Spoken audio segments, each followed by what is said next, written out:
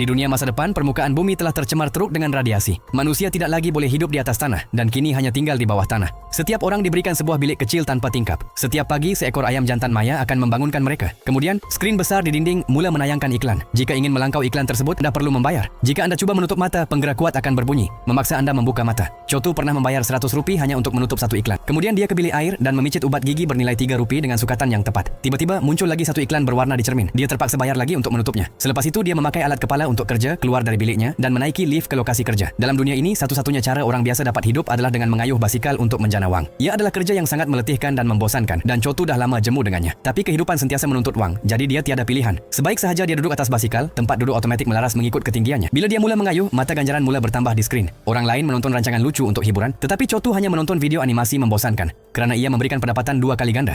Waktu tengah hari, dia membeli sekotak susu yang dihasilkan dengan bioteknologi. Tidak seperti orang lain yang membazirkan wang untuk menghias avatar maya. Chotu hanya berbelanja untuk keperluan sebenar. Tanpa disedari, dia sudah menyimpan sebanyak 1,5 juta rupiah. Satu-satunya hobi Chotu selepas waktu kerja adalah bermain permainan menembak. Tapi pada suatu hari, rakannya makan terlalu banyak makanan segera dan tidak lagi mampu mengayuh. Esoknya, dia diturunkan jadi pekerja pembersihan. Tempatnya digantikan oleh seorang gadis cantik, dan Chotu mula memerhatikannya. Satu hari, semasa Chotu di bilik air, dia terdengar suara gadis itu menyanyi. Suaranya begitu merdu hingga Chotu terpaku. Bila gadis itu keluar, dia sedar itu gadis yang sama. Sangat cantik. Chotu memujinya, tetapi tiba-tiba muncul iklan berwarna, dan dia terpaksa membayar untuk menutupnya. Gadis itu hanya ketawa. Kemudian waktu makan tengah hari, Chotu memujinya sekali lagi dan mencadangkan agar dia menyertai pertandingan nyanyian. Gadis itu berkata dia tidak mampu beli tiket masuk. Harganya Rp1.200. Chotu berkata dia akan belikan tiket itu, walaupun hasil kayuhannya hanya mampu beri 3 juta rupiah sehari. Bermakna dia perlu bekerja sepanjang tahun tanpa berbelanja. Tapi Chotu tetap setuju. Apabila gadis itu coba beli tiket, harganya sudah naik ke 1.500 juta. Semua simpanan Chotu.